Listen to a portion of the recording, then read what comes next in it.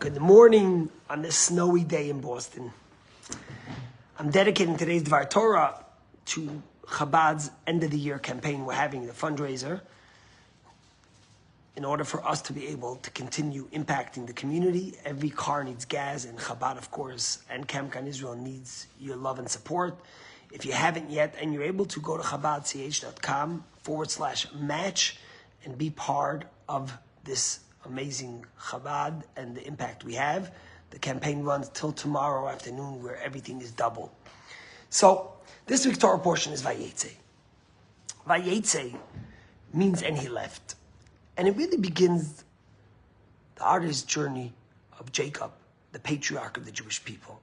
Jacob is a young man. He hasn't built a family yet. He hasn't been married yet.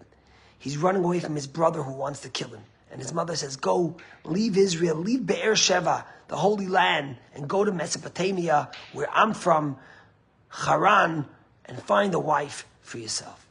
And the verse says, Vayetze Yaakov Be'er Sheva, Jacob leaves the city of Beersheba, Vayelech Haran, and he went to Haran. Now Rashi always picks up every nuance. And Rashi's question he asks is, why does it say Vayetze? He left Beersheba. Obviously, if he went to Haran, he had to leave. Why is it important for us to know that Jacob left Beersheba? And Rashi says something that's so powerful, simple, but very powerful in the life we have to lead.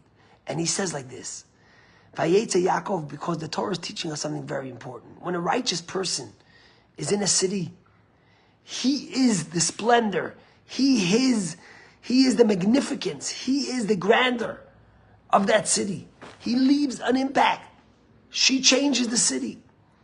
Pana Misham, when the righteous person leaves, Pana Hadara, the magnificence leaves, the splendor leaves, Pana Haida, Pana Ziva, the glory leaves. And that's why the Torah says, it says, Vayetze Yaakov Beersheva, Jacob left Beersheba, to let us know that Jacob had such a tremendous impact on the city he lived in, that when he left, you were able to feel that glory, that grandeur, that splendor left with him. And what the Torah is really teaching us is that the way that a Jew has to live their life is to constantly be an impact, a source of light on the people around them. And not to, heaven forbid, imagine if someone lives in a city for 10, 20, 30 years, and then they leave, and no one even knows they were there. Says the Torah, no. Vayetze Yaakov Beersheba. You have to learn from Jacob. When Jacob left Beersheba, his impact was so great on the whole city. And then, of course, Jacob makes the dream, and he promises God, if God will be with me and will protect me, then from everything I have, Aser Asren Eloch, I will tithe it to God. Jacob promises to begin the tradition which we read from Abraham, to tithe and to give charity. And since then, the Jewish people have been at the forefront of charitable giving, of generosity, of sharing their wealth, sharing their blessings, of having an impact in so many larger ways. I think about Chabad at Chestnut Hill. We've been here in Boston for 24 years.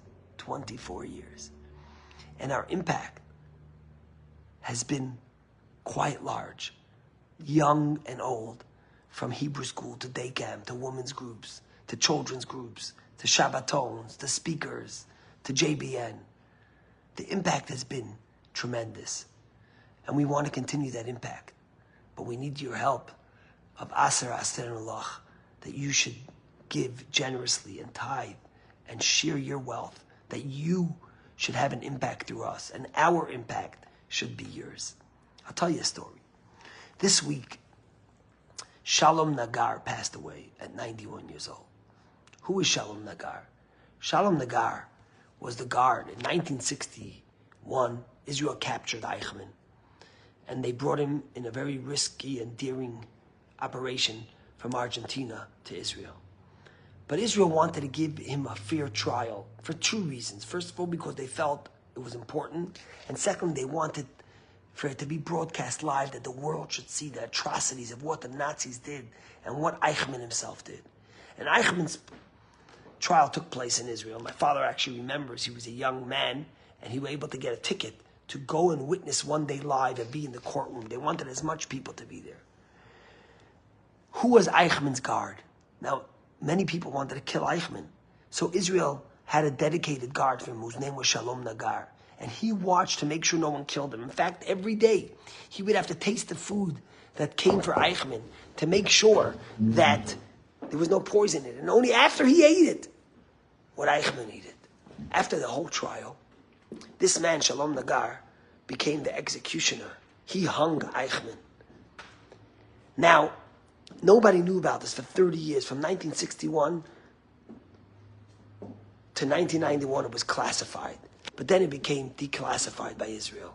And he was interviewed by many places. And he spoke about, he was a Yemenite Jew whose father passed away at 6 years old. And then he ended up emigrating to Israel by miracle. And he ended up, so he said that for the first year after he hung Eichmann, he couldn't sleep at night. He had dreams, and it just didn't allow him. And then finally he came to peace. And he became much closer to his Judaism. He returned to his Jewish faith. He became a religious man, pray every day. He had a beard, payas. And one day, all these news sites wanted to interview him. And one day he got a message from this TV station in Germany that wanted to interview him to be able to share his experience with the people in Germany. And he said he's going to agree on one condition, that the interview has to take place at the Kotel, at the Western Wall.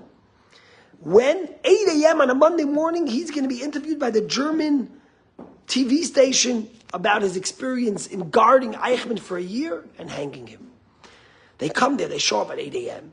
And you can imagine, the Kotel on a Monday morning is busy. Kids are having bar mitzvahs, hundreds, thousands of people davening. So they say, this is lovely here by the Western Wall, but it's a lot of noise. Maybe we go somewhere else where we could interview you. And he says, nope, I want to do it here. So they thought maybe he wanted to do it in a religious setting. They said, listen, so why don't we find a temple in Jerusalem where it's quiet, and we'll do the interview there. And Shalom Nagar looks at them and says, either the interview is going to be here, or the interview is going to be nowhere. And they end up interviewing him. It's a long interview. And at the end of the interviewer says, I have one question for you. Tell me, why did you insist on doing your interview here by the Kotel on a noisy morning with this screaming and singing and praying? And this is what Shalom Nagar said. He said, I know that this interview is going to be watched by tens and tens of thousands of people in Germany and throughout the world. And what I want them to see is that after they killed us and they murdered us, that we are still alive and thriving. And after they tried to take away our faith, on a regular Monday morning, there's hundreds and hundreds of people praying, putting on a talis, wrapping tefillin, reading the Torah. And after they burned our Torahs, today they should see how many children are having a bar mitzvah and singing Siman Tov and Mazel Tov. I want the people to know that Am Yisrael Chai, that the Jewish people not only survived the Holocaust, but we're thriving, we're growing, we're strong, and we will continue. And that's really the message to all of us. Vayetze Yaakov mi Be'er-Sheva. We have to impact the future generations. We have to make sure that the young children and the adults love their Judaism, connect, come to shul, study Torah, do Shabbat, have celebrations together, are proud to be Jewish, are walking in the streets celebrating. This is what Shalom Nagar taught us. May his memory be a blessing.